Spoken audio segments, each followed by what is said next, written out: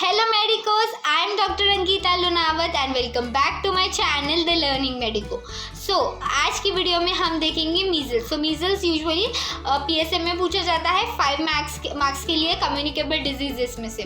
Measles is quite commonly asked. Also for handwritten notes of all my videos, you can follow me on Instagram at the Learning Medico. Link description box में दी हुई है.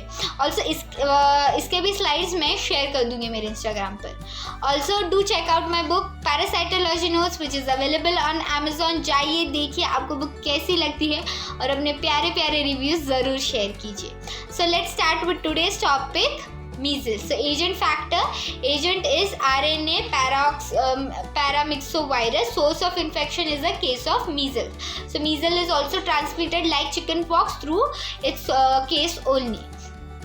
Infective material secretions from the nose, throat and respiratory tract of the cases of the measles, just like chickenpox. Communicability, highly infectious during the prodromal period and at the time of eruption. Second attack infection confirms a lifelong immunity. So lifelong immunity होती है, वापस measles नहीं होता. chickenpox का क्या होता है, secondary attack में अगर which is quite rare but it may occur, but measles का ऐसा है कि secondary attack नहीं होता, lifelong immunity आ जाती है उससे. Who is the host factor? Agent between 6 months to 3 years of age. Sex, it is common in both male and females. Immunity no age is immune, मतलब ये कभी भी हो सकता है, बच्चों में भी बड़ों में भी. Immunity after vaccination is quite solid and long lasting. इसलिए मीजल्स की वैक्सीन काफ़ी जितने जल्दी हो सके उतने जल्दी बच्चों को दी जाती है. Nutrition severe in malnourish children, क्योंकि उनकी इम्यूनिटी इतनी अच्छी नहीं होती, so their body can't fight. Environmental factors में dry season, temperate climates and winter diseases.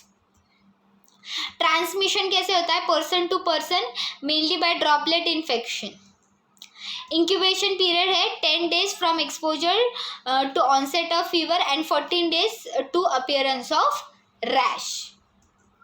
Clinical features क्या है, 3 स्टेजेस में है. प्रोड्रोमल स्टेज में क्या होता है, it begins 10 days after the infection, characterized by fever, coryza with sneezing and nasal discharge, cough, redness of eyes, lacrimation and other photophobia. So इसमें prodromal stage में फीवर होता है, कोराइजा, स्नीजिंग होता है, वायरल सिम्टम्स काफ़ी दिखाई देते हैं इस स्टेज में.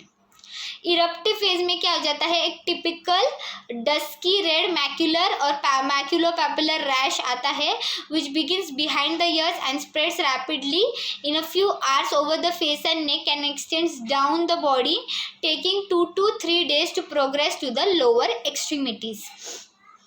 तो बिहाइंड द ईयर्स आता है और रैपिडली स्प्रेड होता है कुछ घंटों में. Okay, so we can ask कि रैश कहाँ पर आई है. पहले चिकन पॉक्स की रैश कहाँ पर आती है, ट्रंक पे आती है सबसे पहले, और मीजल्स की रैश कहाँ आती है, behind the ears. Post measle stage, loss of weight and will remain weak for a number of days, बहुत वीकनेस होता है, failure to recover and a gradual deterioration into chronic illness, growth retardation and diarrhoea. Complications क्या है, laryngotracheal bronchitis, croup, diarrhoea, pneumonia and post infectious measles, encephalitis. Treatment क्या है, excuse me, there is no specific treatment for measles. Supportive care should be provided including relieving common symptoms such as fever, cough and nasal congestion. Nutritional support is recommended to reduce the risk of malnutrition. So allopathy में इसका कोई special treatment नहीं है, और सिर्फ fever जो symptomatic treatment होता है, जैसे फीवर है, कफ है, कोल्ड है, उसके लिए सपोर्ट दिया जाता है. और न्यूट्रिशनल सपोर्ट बहुत ज़रूरी है क्योंकि यहाँ पर वीकनेस बहुत आ जाता है पेशेंट को. अब हम इसका प्रिवेंशन कैसे कर सकते हैं, by immunization rate of over 90% and ongoing immunization against measles through successive generation. of children. तो continuous good immunization is the only thing we can do for its prevention. So quick revision, हमने आज देखा measles, फिर उसके rash का आती है, उसका इंक्यूबेशन पीरियड कैसा है, क्लिनिकल फीचर्स कैसे है, so उसका प्रिवेंशन हम कैसे कर सकते हैं. This was it for today. Thank you so much for watching my video. Hope you learned the topic very well. If so, then please hit on the like button and please do subscribe to my channel, The Learning Medico. See you soon. Bye bye.